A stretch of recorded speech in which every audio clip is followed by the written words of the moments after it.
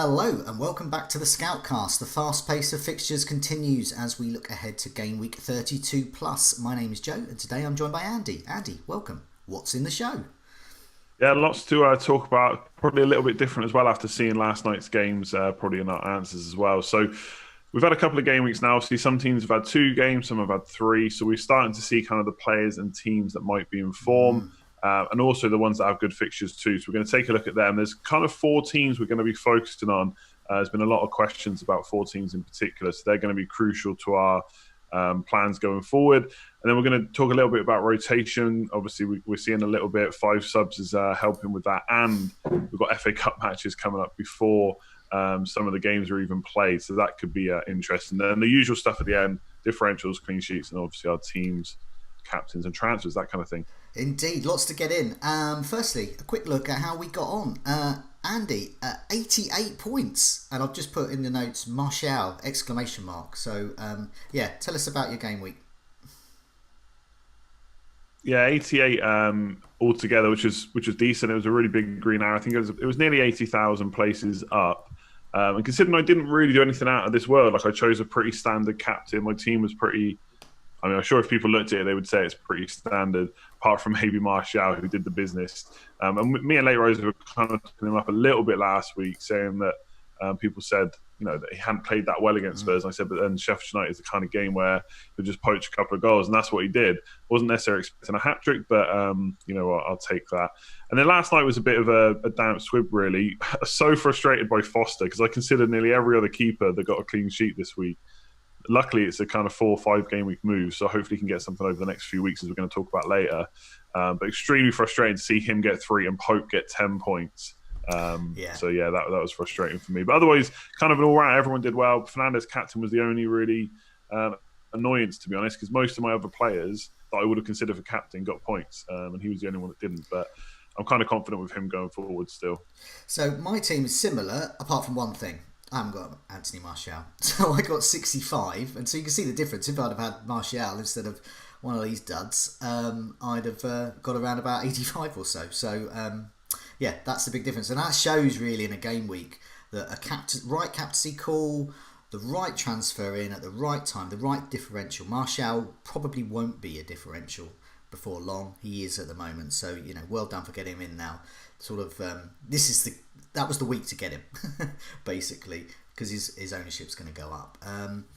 TAA, Salah, Bolly, Jimenez, all delivering for me. Kevin De Bruyne delivering. I did the same move, Foster, and I didn't go for Pope. I like Foster, and I like his Watford's fixtures coming up, so I'm not too bothered. And he did get me a save point, and it really has come to that. One of the big issues the eagle-eyed viewers will notice is my bench. For those listening on the podcast, it's McCarthy. I'm not too bad with that. Campbell, Stevens on a -2 there on the bench. Luckily, not in my main team, and then O'Connell injured as well for Sheffield United. So I've got a bench boost to use at some point, and I've got to beef up that bench. In the meantime, I've got to beef up the first 11, and I don't have my second wild card. And would you kind of consider potentially just almost like writing off the bench boost, concentrating on the first 11, and at some point just using it if it looks okay? I am, and also thinking in terms of probably an enabler. So we'll come to future transfer plans and some of the teams we're targeting. But for me, more Man City, more Manchester United. That's what I'm after. And I quite like an enabler for that, who will be handy on a bench boost. So who that is, we'll find out later. Just a couple of smooths. Late Riser, you mentioned there. He not only got in Martial, he captained him. He's just outside the top 100 now. So... could he win it? I don't know. And Magnus Carlsen as well, shot into number 1 going into the Man City match with Chelsea last night. So, he fluctuates. Number 1 some weeks, not number 1 other weeks. And but yeah, well done for Magnus. Apparently he's quite good at chess as well. He's a Wolves fan. That's a little bit of Magnus trivia there, apparently, according to the FPL page. So Jimenez and Doherty in his team. Let's have a look at some of those teams that we're considering beefing up on, really, and some of the reasons why. We've had some... I've sort of lumped these two together, really, but we'll do them one at a time. Man City and Liverpool, both in sensational form. Well, Man City did get beaten by Chelsea last night, but on the whole, they're in sensational form. They can hammer teams 4 to 5-0. They've got great fixtures coming up, but it comes at a cost: rotation. Liverpool have wrapped up the league now following last night's matches, so we'll be ripe for more rotation, you would imagine. And so, yeah, Man City, Liverpool, rotation risk, but great teams to load up on. So no wonder we've got some questions on them. Let's have a look at Man City first. Il Pestolero: can Jesus be the saviour? Karen 14, are Mahrez or Foden? Who's currently got a slight injury. Better options: Gundogan 2. Will he play up front? I mean, we talked about Ederson taking penalties before, but yeah. And FPL Sponge: City players look great from 33 onwards. What would be the ideal 3 if 3 is the way to go? Yeah, Andy, what do you reckon? Man City. So you got KDB at the moment. Are you looking for more? I'm looking for more. It's trying to find the right one, I suppose, is the only issue, as always, with Man City. Because from Gameweek 33, like you mentioned, the fixtures are pretty incredible right up until the end of the season. So if you pick the right one, bearing in mind that pretty much every single Man City player outside of Kevin De Bruyne is a differential as well at the moment, I'm definitely kind of interested in trying to get another one in. Who that is tricky. Like, I don't think Gundogan is suddenly going to become their false 9 week in, week out. Like you said, Pep's talked about Ederson on penalties before. It never happened. Not to say that he can't start with a false 9 instead of Jesus, but that was only the second time this season where Aguero's not started, that Jesus also hasn't started, and apparently he had a knock as well, which is one of the reasons he was out. So I'm not kind of put off by last night's game. And to be honest, we get to see their FA Cup game and Chelsea before we move on them. So that might give us a better indication. So I'll talk about Jesus in a sec. Mahrez kind of interests me now because he started 3 out of 3. Yeah. He's only 8.5 million, which is extremely cheap. And his points per match is so good this year. I think it's the best outside of Kevin De Bruyne, again, for their midfielders. And it's pretty difficult to argue for Sterling right now when you can get Mahrez for so much cheaper. So because I'm not going to move till game week 33, if I see Mahrez is benched in the FA Cup, he will probably be my move. I'll talk about how I'm going to fund that later on. But Jesus, I still think he's going to start more often than not with Aguero out. Like I said, it's only not happened twice now. And one of them, he completely missed out. He wasn't even in the squad, so I'm going to assume he was injured that time too. And he had a knock last night, which is why he didn't start. And I just think for 9.6 million, it is quite expensive, I'll be honest, because a lot of us have got cheap forward lines. It's tough to fit them in. But he's a huge differential right now. He's got 16 attacking returns already this season in less than 1,500 minutes. He's 4th for shots in the box in total out of all players in the whole game. And again, he's played nearly 900, 1,000 fewer minutes than the likes of Jimenez and Salah. So he does get his chances. I know if Az was on, obviously he can't join us because of the time we're having to record, but I know he'd be saying he's an awful player. But when you play for Man City, you get out front, you're going to get chances no matter what. And he has shown that he can put them away time and time again. So I'm strongly looking at him or Mahrez. I'm going to, without dropping a Liverpool player, which we'll talk about in a minute, it's going to be tough to fit 3 in.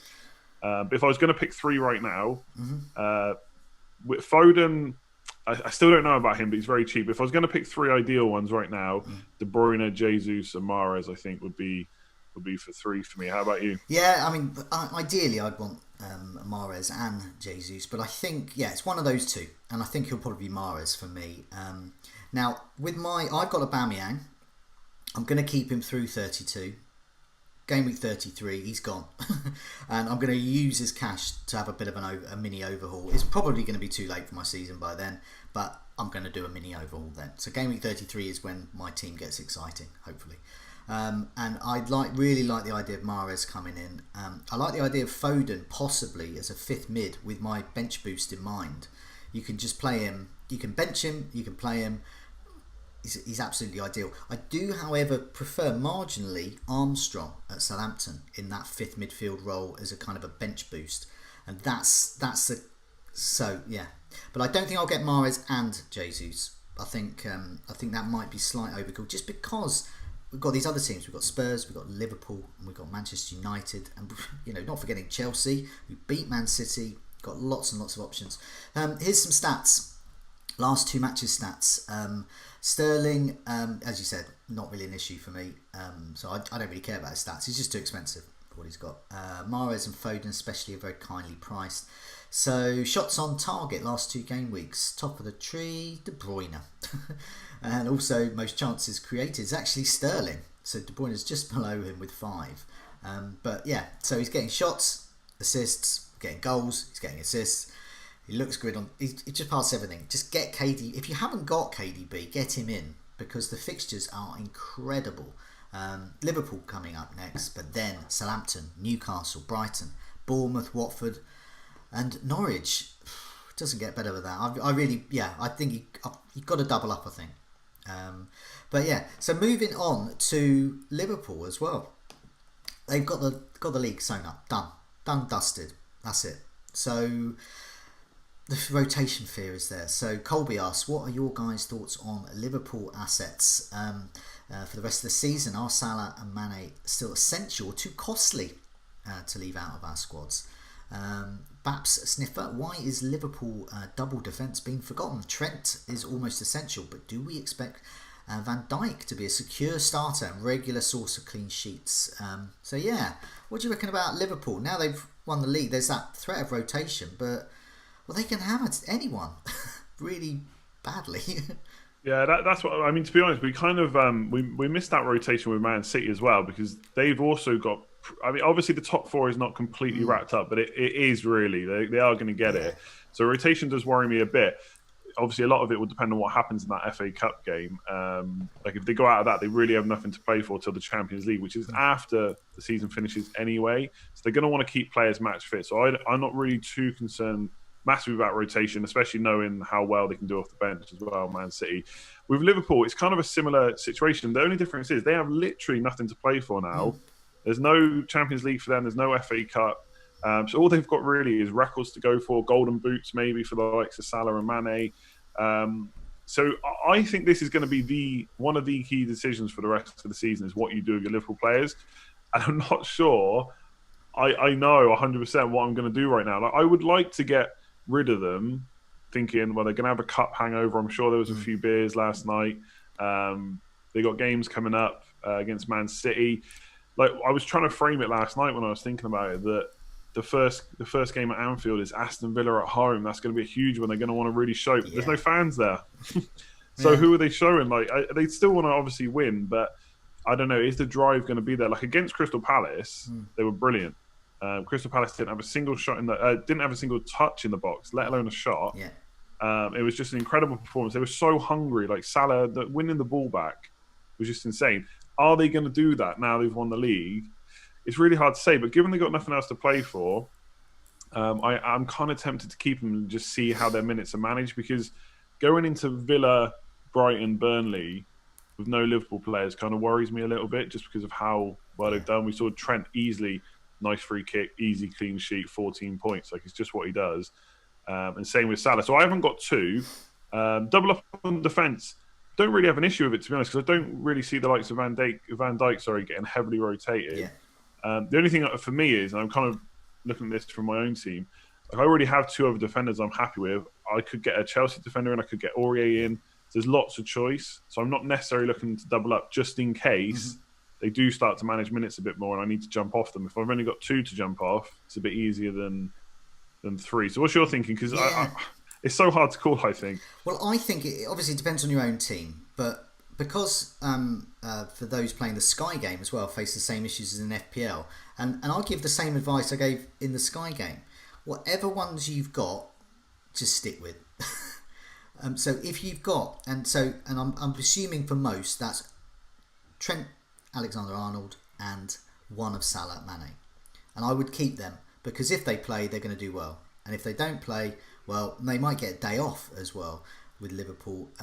Klopp is a bit of a romantic when it comes to football. For example, in the Merseyside derby, he likes to put players in who perhaps haven't experienced the Merseyside derby before, fans or not.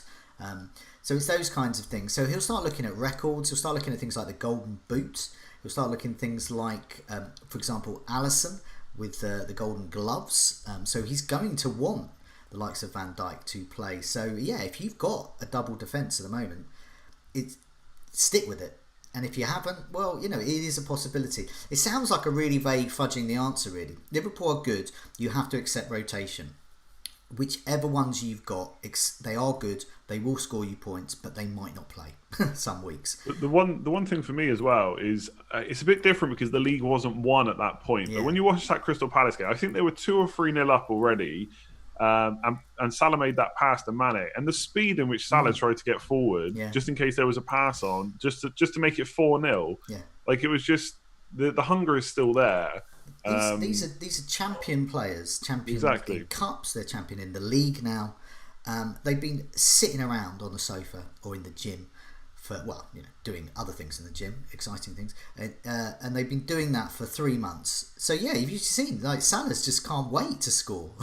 The amount of shots. I mean, here's some stats. Last 2 game weeks.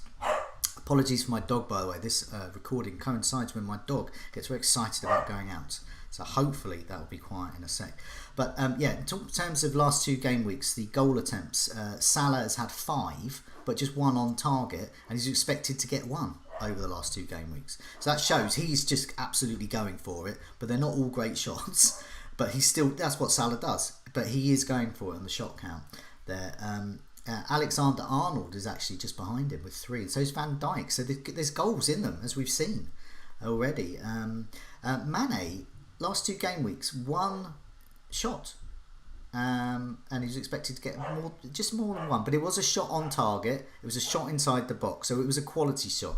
So with Mane, you're getting less shots, but you're getting higher quality shots as well. And it's also worth noting that top for chances created is Mane with 7, compares to Salah 2. So that selfishness with Salah, shoot, hope for some go in. Mane, I'm only going to shoot when I think I'm going to actually score, and I'll set up other people. So you're going to get all of those stats. They equal points. So what I wouldn't advise is dumping Liverpool players. I think you just got to accept the rotation. Yeah, I kind of agree. I think press conferences and hearing from Klopp over the next few weeks will be key, because he's the type of manager, I think, now that it's one, that if he is going to start rotating, he might give us some clues. Mm-hmm. Like we've seen, like Neco Williams came on for Trent during the last game, so he got like 20-30 minutes in the game. We might see that a bit more. I think that's what will happen at first. Maybe I'm just hoping because I own their players, but I think rather than see straight up rotation where he suddenly changes the 11, he'll just make big use of those 5 subs. But instead of giving like 5-10 minutes, it'll be 20-30 minutes potentially, which does obviously dent the appeal maybe of captaining them, but they can still do massive damage in 60 minutes, especially if they're a defender. If they come off, perfect. They got the clean sheet wrapped up. That's what happened with Trent. Yeah, definitely. I don't think the rotation. We're not going to suddenly see like the D team, the under 10s of Liverpool suddenly playing, and we're not ever going to see Salah again, because Salah's not going to want to spend another 3 months sitting around. Exactly. Yeah, he's just going to want to keep shooting at goal. Let's move on. A couple more teams, Andy. Yep. So really, one of these is a really important team, Manchester United, capable of racking up a great score as we saw last week. Yeah. Spurs also looking pretty good as well. So a lot of questions around these players, questions from the community. So for Man United, Rishi, is Martial now essential? And given the impact of Pogba, is he a better option than Fernandes? Lots of people. I put out some questions, and lots of people are interested in this. Yeah. And then Adam Wright, what to do with Spurs attacking assets? The stats versus West Ham suggest Kane over Son, but the eye test suggests the complete opposite. I'm not sure I agree with that. I'll come on to that in a sec. FP wannabe, has Mourinho found his bust? Spurs are looking better at the back. A few more. Week 2 wildcard, is Aurier a myth, or is he the real deal in the FPL for the run-in? And Jeremy Hammer, are Spurs even an attacking side anymore? So there's loads of questions about this. Let's just start with Man United. Okay, let's go back to I'll come to you first. Is Martial now essential, and are you worried about Fernandes? Yes and yes and no and no. So for me, I have Fernandes. I want more. I want at least one of Martial and Rashford, and I have even toyed with the idea of getting all 3 and just go, what the hell? But then if Manchester United have a duff match, your entire week's gone. So I do like to mix up a bit, and there's also Man City, Liverpool, Spurs to consider. For me, Fernandes is going nowhere. He's still on penalties, still capable of strong returns, I think. But I think he needs company, definitely. And I don't mean the defender. He needs people because he's feeding the goals. But now with Pogba in, the problem is for him is there's loads of creativity. This is great for Manchester United fans. You've got the creativity of Fernandes and Pogba, and that's great for Martial, great for Rashford, but that's not so great for managers because Fernandes is basically you're going to see his creativity cut in half as an FPL asset because Pogba might get those assists. Fernandes might assist them. So last 2 game weeks, Pogba and Fernandes have been a situation to monitor, and I think they will be. Let's have a look at the stats. Big chances total last 2 game weeks. Martial 4. He's the guy up top, so he's the one I'm really looking at, perhaps more than Rashford. Rashford just 2, but 2 assists, so Rashford's a bit more creative. Fernandes has only had 1 big chance. His chances created has been 3, but he's had 11 corners. So he's certainly in the right. Was close. Yeah, one was close. But Pogba played less minutes, and he's had 4 chances created. So we can already see they're splitting the creativity. So for me, I think I would have said a couple of weeks ago Fernandes was essential, but I don't think he is now. And I'm certainly wary of captaining him. I think he's an okay captain choice, but I actually think Martial and Rashford are probably better ones because I think you're going to get more actual goals and assists. And Fernandes, you might get some assists, you might get a penalty, but you also might get 3 assisting the assister, which is in FPL, nothing. What do you think? I mean, you support Manchester United as well, so it must be great for you to see all this attacking creativity on the pitch, but yeah.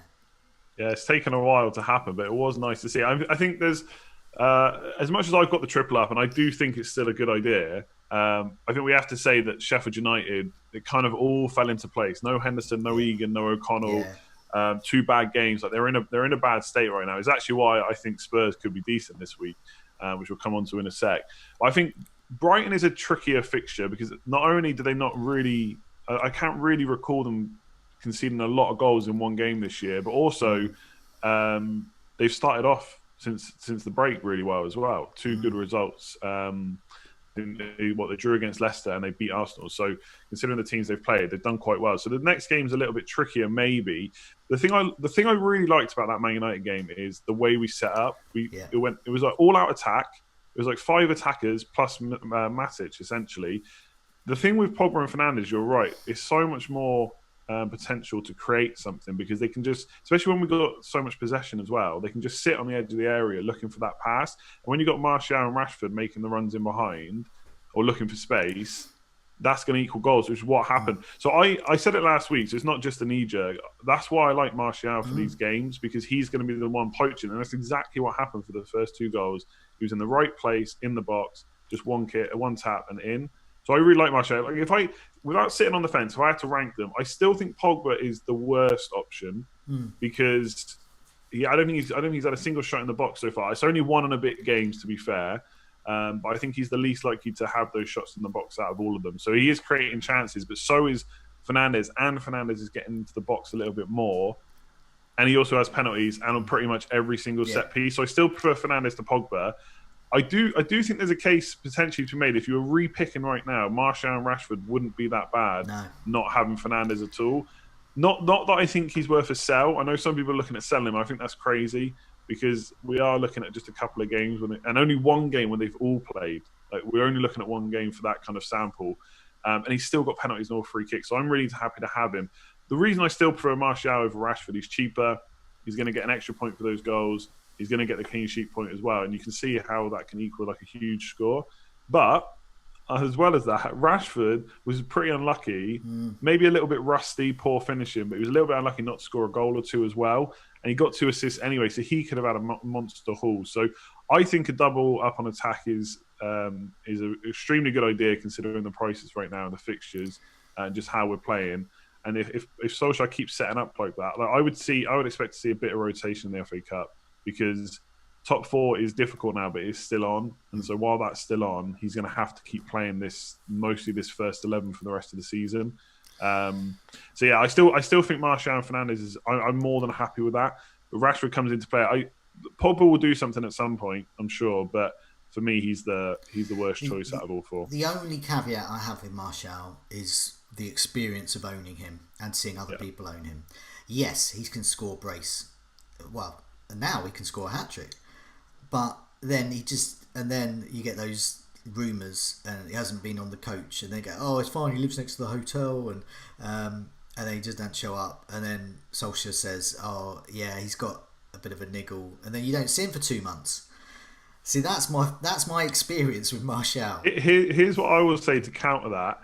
I think this season is the season where he's had the most games in a row. It was very short. I think it was like 13 or something like that. But I'm just looking now. He's actually started the last 16 games for Man United. Yeah, it was early this season and last season. Yeah, no, but the only reason I'm bringing that up is a lot of people were slow to get on Danny Ings because of his injury record. And he has also proved this season that he doesn't have it. So I'm not saying Martial will never get injured again, but he has started the last 16. So maybe for his price, he's only 8 million. It's so cheap. I prefer. I mean, let's assume everyone's fit and everyone's going to play. I put Martial number 1. I put Fernandes at number 2, Rashford at number 3, Pogba at number 4, like you were saying, with Pogba. For me, that's assuming everyone's fit. Now, taking into account minutes and overall fitness across their career, I'd move Rashford a bit higher up. He's just a bit more secure. And I think he got 8 points this week, a couple of assists, could have got more. Like Jimenez, nice steady Eddie scorer. I like them. I think if I was lucky enough to have a second wildcard, I'd be wanting to use it and I would probably go for all 3 of those ones: Martial, Rashford, and Fernandes. I just think it's nice and safe and secure. I think you're always going to get points. They've got the fixtures, so if anyone's thinking of tripling up, I'm not averse to that. Not averse to that at all. I will just say one last thing, because obviously a lot of people are looking at defender as well, and like I've kind of, people have said to me, you're selling the dream of a Maguire header off a freaking corner. That is basically what I'm waiting and hoping for, but. If I had my sensible hat on, I think I probably would go Wan-Bissaka if you're looking for a defender right now. He looked pretty good, like creativity-wise, putting balls in from the right. But not just that, he does seem to have the edge on bonus. So if they're going to get no attacking returns, he's more likely to come away with a few bonus points as well, potentially. So I still don't think there's a lot in it. But if you were going to triple up and you wanted to just go double attack, I still think a defender, like, again, the fixtures are incredible. Like, Leicester is our hardest game for the rest of the season, I would say, and that is the last day of the season, so it's a good time to jump on, I would say. Yeah, I agree with that. There's another benefit of playing the Sky game. You can see the Wan-Bissaka's points that he accrues from tackling as well, so that translates into bonus in FPL, and of course you can see he can get an assist or 2 in him. Maguire's one of those players where it's like, good on people who get him and he scores, but I never think, I wish I'd got that, because he's just not the kind of player I like. Wan-Bissaka's more my one, because it's just so if Wan-Bissaka gets a big haul, then I think, oh god, I should have got him in. But anyway, who else are we looking at team wise? Yeah, so Spurs is the other one. Again, there was loads of questions, so let's just have a quick look at them here. So let's start from an attacking point of view. So first of all, are you looking at any Spurs attackers? And Adam Wright said that the stats are suggesting Kane over Son, but the eye test suggests different. What do you think about that? I've got a different opinion on that, but I'll start with you. Well, okay, Gameweek 33 is when I change my team around. It may be too late, as I said, but I have a Aubameyang, so I still have a route to get Kane easily, and I'm not completely averse to that, even though his price is a bit prohibitive. I think Mourinho is setting up Spurs defensively. Whether they actually do keep a clean sheet or not is another matter. And I can see, if I own Kane, I would be frustrated. But nevertheless, last 2 game weeks, he's had 7 goal attempts, 3 in the box, 3 on target. So that's all what you want from Kane. So he's ticking along nicely. Son has had 4 goal attempts, 2 inside the box, 2 on target. So he's doing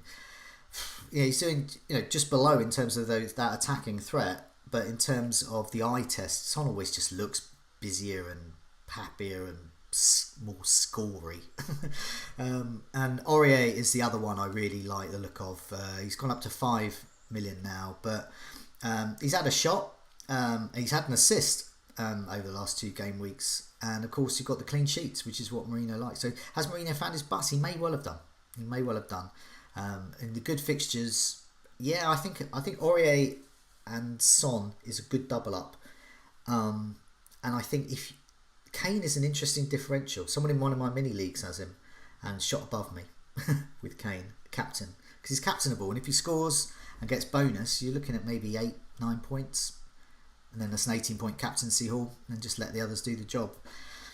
Yeah, what do you reckon? Yeah, I don't necessarily think that Harry Kane is suddenly a must buy, but I do think the West Ham game was interesting because Son was very wide, and he's only had 2 shots in the box the first 2 games, which actually surprises me a little bit. But he was extremely wide in that West Ham game, and not necessarily getting into the box enough for my liking, considering he's 9.7 million as well. Obviously, difference is now they've got kind of Sheffield United up next, who Man United just kind of dominated really, and I would expect Spurs to do the same, even though Sheffield United will have a couple of players back, especially Henderson is a key one. I think Kane, there was glimpses in that West Ham game that he was doing all right. There was just a couple of times the flick on at the near post with Aurier crossing the ball in, the pace to get forward on the counter. He did have that shot with his left foot, but it went wide. Obviously, he took his goal really well as well. So I guess it's a bit like Leroy said last week. I would never say never to Harry Kane, even though I jokingly said he'd never come near my team ever again. But the problem is still his price, 10.9 million.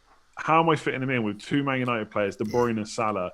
You'd have to really just want to go for it. So you don't want to just always stick around until something happens and then bring them in, because obviously you want to get them in ahead of time. So if you really want to take a punt, Harry Kane could be a way to go. But I want to see another game where he looks kind of nearly back to his best, because assist-wise, there's a really good pass he played, but he's not really been known for his assists in the past. So he's really relying on goals, which isn't a problem, but you find other attackers who do both, and that really tops up their points.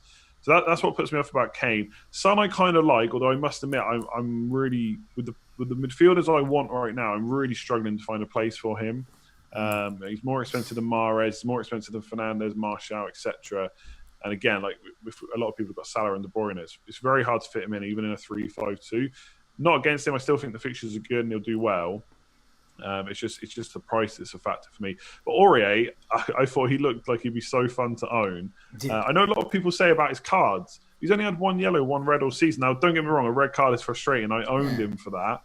But he's not really a card magnet. He does lose his head at times, but 1 yellow, 1 red all season, not that bad. And Mourinho's already said that he's kind of he's pretty much nailed on, because they haven't got a competition for him right now. That's Tanganga and Foyt are not fit, so I really like him. The stats actually for Aurier are not good from that West Ham game, but if you watch the game, he was really good, really attacking down that right side. So I really like Aurier. I think his price is so cheap. The fixtures are good. He's consideration. It's also, especially for those who are thinking, I'll have 4 at the back. So imagine you can get good value here. Doherty, Alexander-Arnold, Aurier and Wan-Bissaka. Set and forget, done. 4-4-2, rest of the season. God, why don't I do that? Considered it. Do you know what?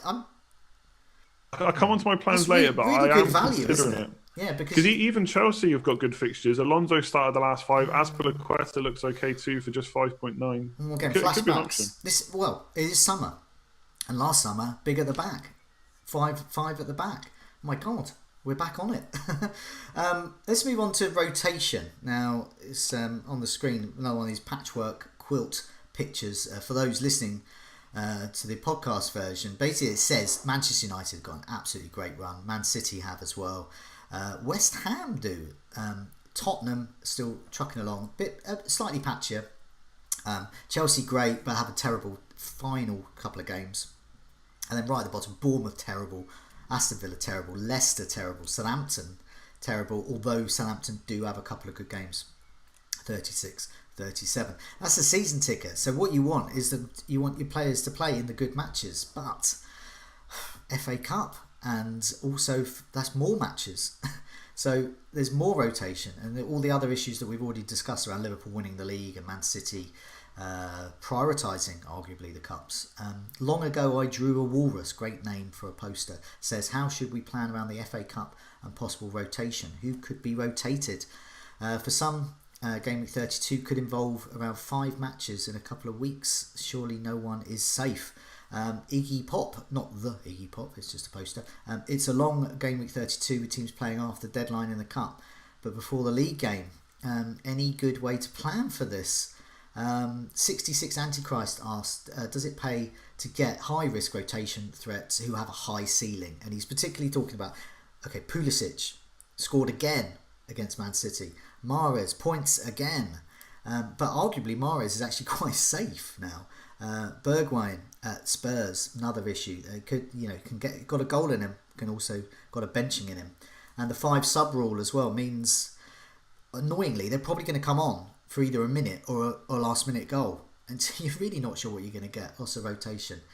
What do you reckon? How are you going to manage rotation?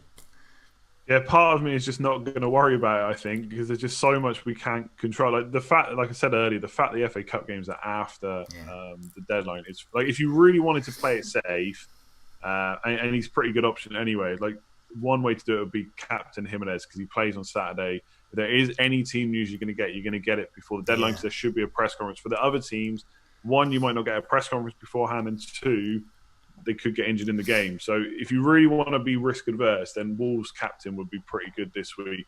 Like, I'm kind of, part of me pays attention to the league table as much as what's happening in the FA Cup, because top 4 looks difficult now because Chelsea are 5 points clear. Man United and Wolves are the teams that are 5 points behind. Spurs then a further 4, so that's 9. Then Arsenal are 11 points behind. But mathematically, it's still possible for them to get top 4.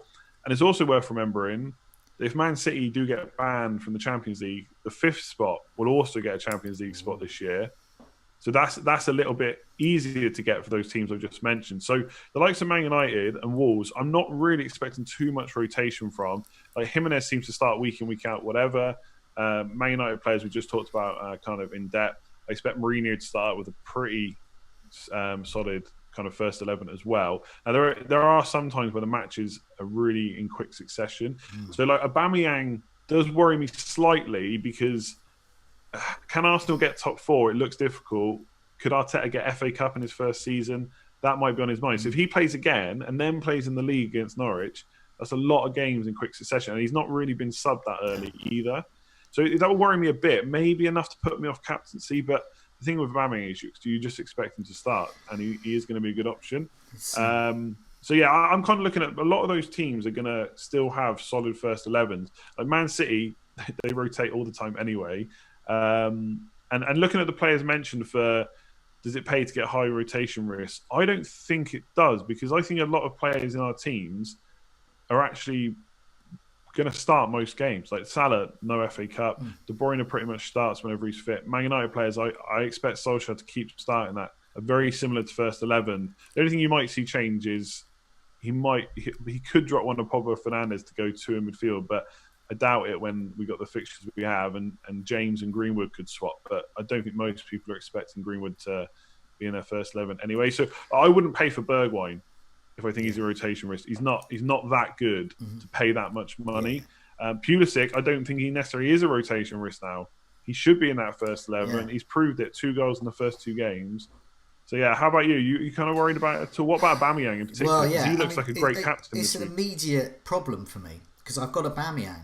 On paper, he's the best captain against Norwich. But as you said, there's that threat of rotation. What I've got to hope, because I would vice captain Jimenez, and my hope with Aubameyang is he plays or he doesn't play. None of that bring him on for the last 10 minutes. However, if you bring Aubameyang on for the last 10 minutes, 20 minutes, he can score a brace. We've seen that before. So I'm at that stage. I'm just going to captain Aubameyang and be done with it, and accept that he could be benched. So I'm not going to, when I get the team sheet through, I'm not going to go, oh no, God, I can't believe Aubameyang's benched. I'm fully going into it with that risk. So this weekend, Norwich play Manchester United in the FA Cup, but after the FPL deadline. So we're not going to know the attacking options there. So Fernandes, so looking at Manchester United's options there, I'd like to see Fernandes rested for the Cup, to be honest, since I own him. But yeah, look out for that, because Rashford, Martial and Fernandes aren't going to play every single minute of every match. They are going to get the odd benching.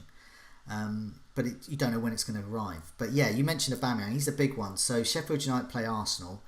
If Aubameyang starts, then that will be 5 matches in 2 weeks or something ridiculous like that against Norwich.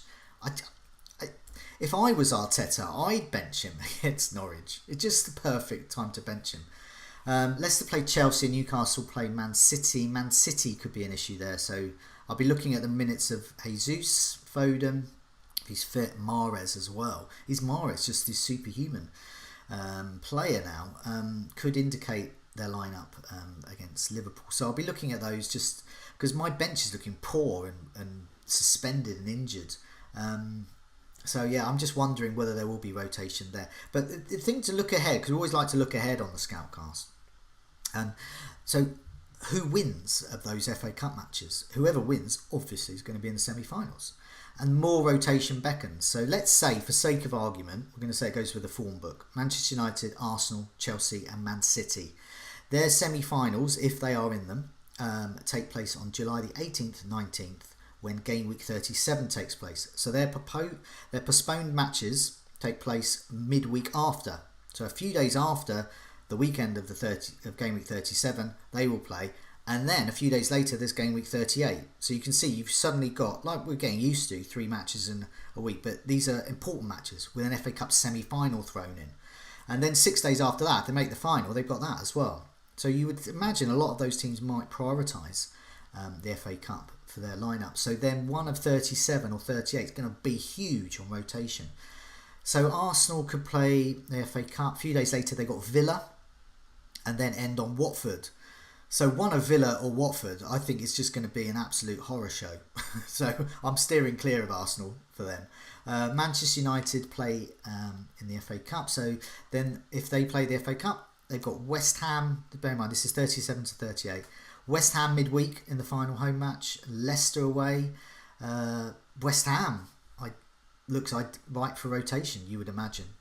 Man City, if they get to the FA Cup semi-finals, they've got Watford midweek and then end home to Norwich. Great fixtures, but who's going to play against Watford? Who's going to play against Watford and Norwich in those matches? So it's going to be disappointment. And we've already seen. I think the good thing about that then is because it's so late in the season, we'll have a better idea of who can still get something in the league. Yeah. Like if Man United are still in the FA Cup and top 4 is impossible, or top 5 is impossible at that point, then I would expect rotation. Whereas right now, I probably wouldn't.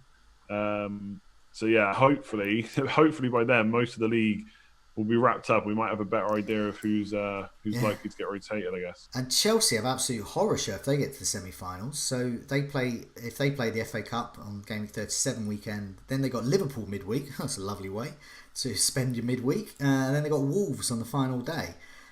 So that just sounds awful. That just sounds rotation, tough matches. I'm just not interested in Chelsea at that period of the season. So get Chelsea now, but avoid towards the end. That's my advice. Let's have a look at clean sheets over the next 4. Be a bit more immediate concerns here, Andy. Yeah, so there's a good few teams. I mean, some of them we've already talked about, like Man United fixtures, we probably don't need to go through again, but they are extremely good. Brighton, Bournemouth, Villa, Southampton. So Man United defender looks good. The other ones that stand out for me that we've not really talked about. So West Ham, we've got Chelsea at home this week, which is fairly tough. Then Newcastle away, Burnley at home, Norwich away. So I'm not sure there's really, I mean, Cresswell, I suppose, or Fredericks maybe if you want a fullback, but Fabianski in goal if you were looking for a new goalkeeper. I'm not sure I would trust West Ham enough personally. I don't think they've started well and their season hasn't been great either. Chelsea are the ones that really stand out to me. So West Ham away this week, so that's much better. Watford at home, Crystal Palace away, and Sheffield United away. So Sheffield United, Palace, West Ham, a little bit goal shy maybe, and even Watford are not looking brilliant so far. So I'm actually quite tempted to get in like sort of Alonso or Azpilicueta for that fixture run. If you were looking for another defender, I think that's really good. Liverpool, obviously, we've got a very good team. Even Man City away, none of us are going to bench our Liverpool players. Then it's Villa, Brighton, Burnley. So that's kind of the worry about dropping them. What if they don't rotate? Those are the 3 teams they could absolutely destroy clean sheet wise and attacking wise. Yeah. Watford for me and you. This is the reason I got Foster over Pope. So 3 home games in the next 4: Southampton, Norwich, and Newcastle. This is basically why I got him over Pope. Like I said, it was kind of a 5-game that I looked at rather than the first one. So it is frustrating. He didn't get a clean sheet still, but extremely good fixtures to come for Watford. So they could be options too. Then Man City, I don't know. They looked a bit shaky last night. Now Chelsea were very good. It was a mistake from Mendy. Will Pep now start to rotate him? I don't know. But Liverpool at home probably wouldn't back a clean sheet there. But for Southampton, Newcastle, Brighton, looking pretty good. So there's obvious ones in there, Man United, Liverpool. But I do think there's some differential teams for defensive returns coming in now. Chelsea in particular. Azpilicueta is only 5.9 million. And Alonso has started the last 5 games. It's worth mentioning Newcastle still got a good couple of fixtures, so we're not saying they're bad at the moment. But yeah, over the next 4, if you're looking far in advance, which you kind of want to do for defenders and goalkeepers. Yeah, I'm the same with you with Foster. I look at that. This is why I got Foster in, and hopefully to get some save points against Chelsea. But that Norwich, Newcastle, Southampton at home, Norwich and Newcastle in particular, because they're quite in terms of defences. I think they're really. I think they're much better at home. They certainly passed the eye test at home. We haven't had enough stats yet for this resumed part of the season, but that's one of the things I'll be looking at a bit later. Let's have a look at differentials. So last week I picked Elton John's favourite, Nketiah, who scored for me. Hurrah! So I've got some success there. This comes on the back of Pranel went for Matt Ritchie last time out, 8 points. So we're on fire. The differentials, the SCOUTCAST differential picks are back on. So Andy, your turn. Who are you going for? Yeah, I've got to back myself. I can't remember if there was a price. There's no price max or anything like that, is there, for this? No, just differential. So I'm going to have to back myself and go with Jesus. I think he's less than 4% owned right now. Okay. Which is crazy. Obviously to be expected though, because we've had Aguero in the picture. He's 3.8% owned, and I think I have it here in the top 10k. He is 2.01. So unlikely, I guess, that a lot of people are going to get him in this week. But if we're looking over a 4-game week kind of fixture span, like we've already said, fixtures are very good from game week 33 onwards. No reason he can't get anything against Liverpool, but with the matches afterwards, I'd really hope he would come through. So that is why I'm looking at him. I'm really trying to attack where I can, and I think what better way to do it than go for Man City players while they're differentials. So I'm not looking at him this week or Mahrez, but game week 33 onwards, definitely for me. Do you know what? I just assumed he was more than ownership. I didn't think he was hugely owned, but I just thought it was more. So it's a great shout. This is the Jesus moment, because he's going to go over that ownership. So a differential no more. Great shout. I had a backup here, which is less glamorous. Antonio at West Ham. 6.9 million, 0.8% ownership. We've seen that he can score. And we look at West Ham's fixtures, and they're doing really well coming up in terms of fixture-wise. Got Newcastle, Burnley and Norwich amongst the next 4. And of course he could score against... I'm not saying it's fixture proof, but you could easily get a goal against Chelsea. One of the reasons I picked him as well, he's top currently of the goals imminent table. So bearing this is the last 4 fixtures. So we've had last 4 matches. Sorry, so we've had some teams have had 3, some have had 2. So this is bordering on a bit of leftovers from the before the season was postponed. So Antonio is top with 10 goal attempts, 5 big chances he's had, 7 shots inside the box, 5 on target. He's expected to have scored 3, around about 3 over those last 4 matches. In fact, scored 1. So yeah, it's very much due. Good news for, by the way, just for those that have got Everton assets, Calvert-Lewin and Richarlison also on the table, and Aubameyang's at number 3rd. He's 3rd there. Matt Ritchie as well. So that's Antonio. Super differential, less than 1% owned, and we know he can score. And you're going to get points when no one else does. Well, that's the theory anyway. But I prefer your Jesus. Finally, let's have a look at game week 32. Right, well, I've got my team here. So I'm going to go first because I'm doing nothing. So I've had, I don't know what's going on these days. 65 points in old money was a great score, but apparently it's a red arrow in these days. So I'm on the back of 2 red arrows. I've already used my wild cards. I've got problems on my bench. I've got Grealish and Aubameyang that need moving on, but I'm okay to keep them for the next week. So I'm going to 33 is the week for me, 32, and I think sometimes the best thing to do is not overreact when you have bad game weeks. It's just sit back, assess, see what goes on, and then move on and have a plan. And that's my plan really, 33. So Aubameyang captain, I'm going for him.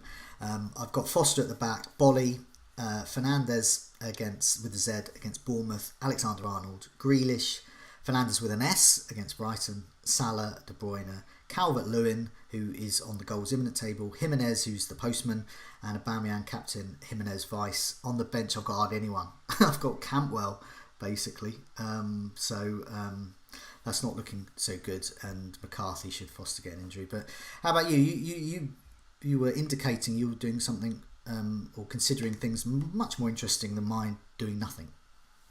Yeah, I feel like I really want to do something exciting because there's not many game weeks left, and I got a big rank to try and improve.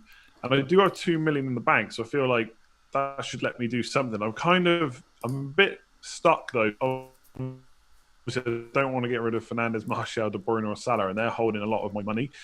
So one thing I've toyed with, because I'm also looking at ways to potentially get Jesus or Mahrez in, is Danny Ings. I'm just not sure what to do with him. Obviously, that 11-point score against Norwich was great. He played the next game as well. Will he play against Watford a few days later? Maybe. I'm tempted to ship him to Nketiah for this week, who plays Norwich, in the hope that Lacazette plays the FA Cup game, and then Nketiah gets back in for the Norwich game, because I think he just seems to be adding more to that Arsenal attack. And I think since Arteta's come in, he's pretty much played most games when there hasn't been like a period where they need to get back up to match fitness, like right now. So that would then give me 4.2 million in the bank. So I'd have options next week. I could do Hayden to Mahrez. Good upgrade.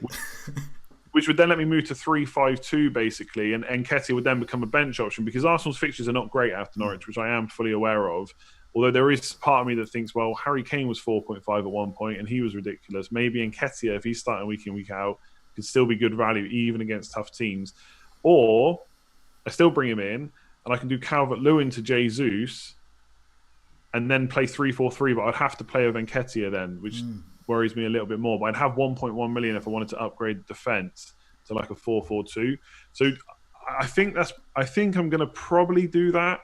Like Pulisic would be nice this week, but I can't do it in one move. I'm not sure if it's worth a hit.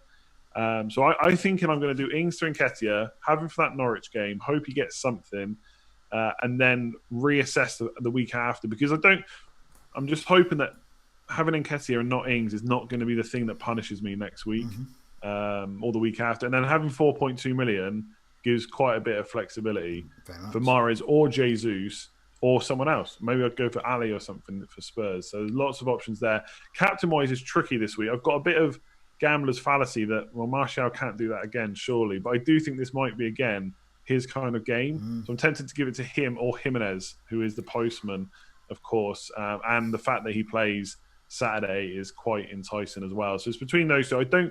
Salah could be an option, to be honest, against Man City. I think that game could be quite open. So yeah, that's the kind of three I'm looking at right now. I've got it on Fernandes, but I don't know. A part of me is tempted just to switch it to Martial while he still be somewhat of a differential. Yeah, I agree. I'm sort of off Fernandes as the captain, and that's not just because of the one blank, but I can see that becoming. He's just simply, I don't think, as good in FPL terms as Martial and Rashford in terms of goals, assists, and points there. Sometimes I think with the captaincy, just keep it simple. I should do, and just captain Salah or KDB every week. Be done with it, because they're both delivering. It's really hard to call that game. I think now that it's all over, it could be quite open. Like that would be like a final nail in the coffin. Not only have we won the league by a ridiculous amount of points, we've also beaten you at your own ground again. So yeah, I do think you're right. Like Salah just looked really good against Palace. So yeah, he probably is just the best option again. I think, sometimes don't overcomplicate it. Maybe I should do that. But remember, everyone, all the stats we've been reading out and some of those season ticker pictures all being come from the Fantasy Football Scout members area. Please do sign up, have a look on the site. Lots of invaluable information there. Also, please like if you've enjoyed this episode, and subscribe so you can keep up to date with all our latest videos and podcasts. Anyway, it's a goodbye from me. And goodbye from me. Goodbye all.